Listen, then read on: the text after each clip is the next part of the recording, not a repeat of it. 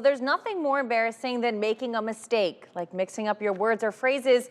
And as a news anchor, that's a moment I know all too well.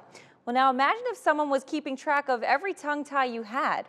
ABC's Danny New tells us about a man that collected verbal fails from his office over the years. Went to college at a place called MIT. MIT. I know how to spell it.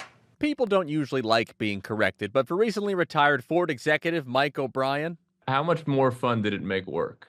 Oh, immeasurably more fun. you may have seen the Michigan native's name recently after his half a dozen whiteboards started picking up national attention. You see, he was with Ford for 32 years, but in the final decade, he became known around the office for keeping track of every time somebody slightly mixed up a commonly used phrase. Someone said that I heard it through the grapefruit rather than saying I heard it through the grapevine. By the time he retired at the end of February, Mike had 2,229 submissions on the list. Over the years, some of his favorites included, "It couldn't be further from the opposite," "We need to figure out what their secret sausage is," and occasionally they could be two phrases rolled into one, like, "We need to read between the tea leaves." But for the record, Mike swears it was not mean-spirited and everyone was in on the joke. I would take my pen and I would click it with fairly, intentionally loudly, and then start writing down. Everyone would be snickering. In fact, Mike was not safe either. Of the more than 2,200 on there, he contributed the third most verbal flubs. You do it, I do it, everybody does it. And even though the list is now retired too, while I was telling Mike how excited I was to send the story to my father,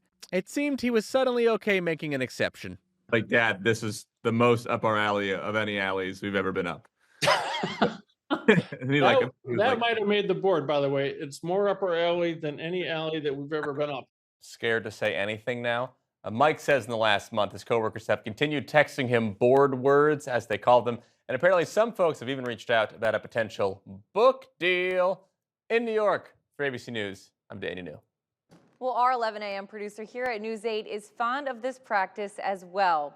She also collects quotes from our on-air tongue ties, and I'm sure that she could fill a book full of them. I'm looking at you, JC.